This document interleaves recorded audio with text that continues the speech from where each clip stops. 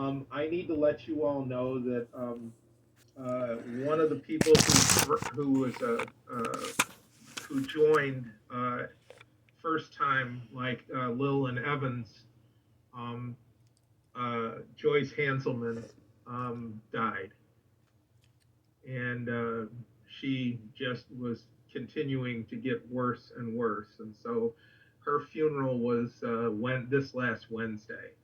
Um, so um, uh, she had always looked forward to being part of this group when we were able to meet in person and that kind of thing. Um, and as you all probably know, she was quick on the learning curve of what it meant to be part of this work for her personally, and what it meant for us to be together as a group. So,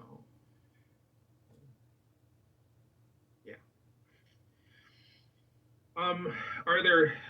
Let me just run down what I have on my list for us to talk about, and then if there's anything else that you would like to deal with, we can do that.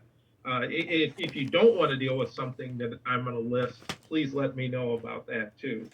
Keith, Uh, yes. Keith, could I say before you do that?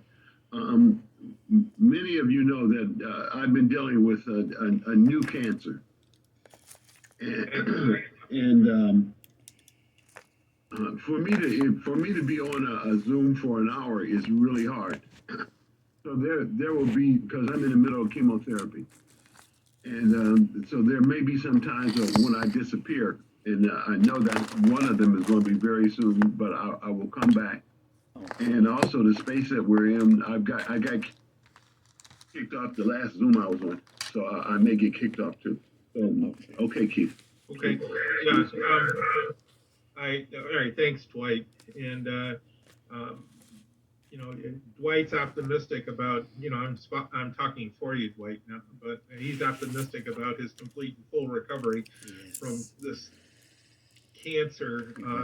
But he's still going through chemotherapy for it for however long the doctors are going to tell him to do that. Talk about how our statement on reparations, and Sandra, I'm glad you had an opportunity to look through that. I read your email. Thank you for the email back. Um, because that came up with one or two members of the Interfaith Council for Peace and Justice that Sandra Janakis had spoken with.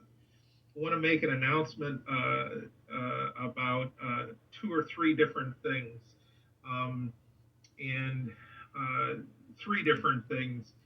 Uh, you may have announcements as well, but these are kind of things that have been in the news. And the one the one thing that I'd really like to have some discussion about, as well as modifying how or when or if we're going to modify our statement on reparations, um, is the Ahmaud Arbery versus Kyle Rittenhouse phenomena that's going on. And Craig Richter sent some stuff from the Washington Post from a guy who's like Craig and I, who fits better out in a pole barn, some white guy. His name is Justin King, but he goes by Bo of the Fifth Column on his YouTube channel, and he had some stuff written on the Ahmaud Arbery and Kyle Rittenhouse stuff. I think that's what Craig sent. Is there anything else that you all would like to put on the agenda or talk about this morning? Well, I've only gotten to page 7 in this book. I think I suggested this before, but if you're looking for a gift for your white friends for Christmas, I recommend it. Okay. Robin DiAngelo, and what's the name of it again? Nice Racism: How Progressive White People Perpetuate Racial Harm.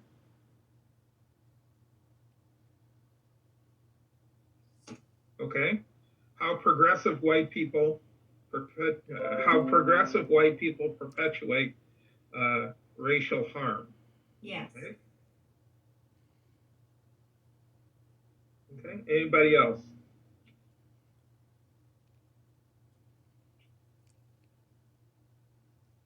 I'm reading Race Against Time by Keith. Name escapes me right now. I apologize. Just am a little ways into it, and it's a very informative, educational. It connects a lot of dots for me. So. Okay. And that's a brand new book, Sandra? Brand new. I mean, I think like September of this year. Okay. All right. Thank you.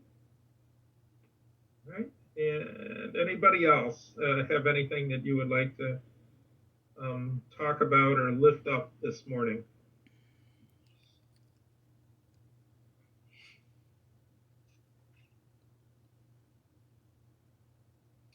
Yesterday we just visited the Harriet Tubman home, and also the which is in Auburn, New York, where she spent over 50 years of her life, and then also very close by the Women's Rights National Park, National Historic Park, I think it is, in Seneca Falls.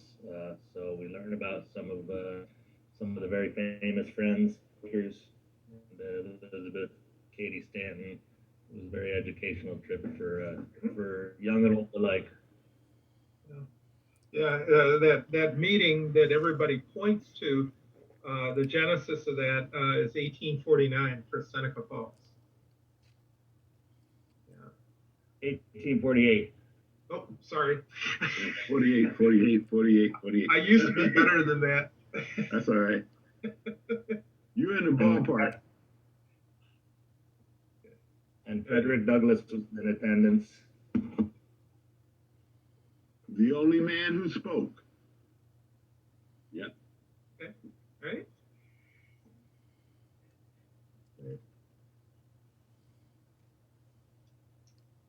Stan, Michael, you can speak. You're a preacher, so that's what you get paid to do. What do you have there, dear heart and gentle person? This is a book, I can't remember the author's name, but it's very informative about where all this, actually, in my opinion, where these two cases stem from. You mean Ahmaud Arbery and Kyle Rittenhouse? White people's ability to defend our space with politics, policy, and violence. And this book does a really nice historical job of, if I remember right, I read it a little while ago, it starts with Trayvon Martin. Okay. It goes backwards as to why Trayvon Martin was killed. Okay.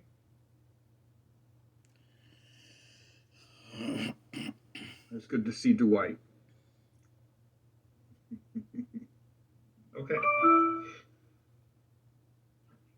Let's start with these cases and or should I make my announcements and then we'll jump into the cases? Why don't I? Since everybody else is doing an announcement, want to call attention to what's live streaming right now. Ken Burns, who I think is America's second greatest storyteller. Maybe next to only first before that is a guy by the name of Samuel Langhorne Clemens, aka Mark Twain. He has PBS documentary that's streaming right now on Muhammad Ali, and it really gets into stuff that most people really don't know about Ali. Particularly about the rub between Ali and the U.S. Olympic Committee and the United States justice system and not wanting to go into war and that kind of thing. A political versus a spiritual decision. Everybody saw it was political, and you can you can actually watch like a 10 or 15-minute interview of Ken Burns being interviewed by Christiana Amanpour, I think is her name, on PBS. But that's live streaming now. The other thing is, I haven't read a newspaper in at least 3 years, and it's sort of alien territory. But our children bought a Jackson Patriot Gazette, Citizen Patriot. Is that what it is, Michael? You live in Jackson. $7.99 for a stinking newspaper. Oh, for a newspaper. Sandra Janakis didn't hear me say that, right?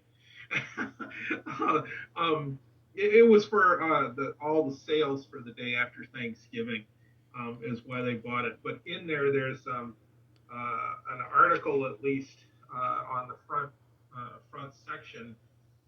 State cites significant to Black history, so that'd be sort of in line with where you all were, Viva and Dave, with your kids at Harriet Tubman's home, and then at Seneca Falls, seeing where that was going on. But there, 3 of the 5 sites, they were awarded $1.5 million in funding from the National Park Service that are significant to African American civil rights program, and 3 of those are in Detroit. Those sites, so that's a good positive kind of thing. The last one that I have is because I was born and raised in St. Louis, outside St. Louis, Missouri, and there were 5 white St. Louis police officers that were put on trial for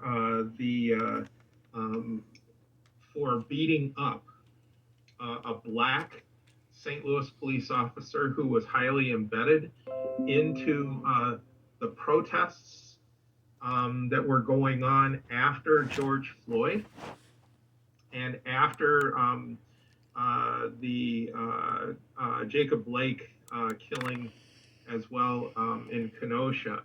And it happened, I think the incident happened after the Jacob Blake thing in Kenosha, but they were trying to, this special squad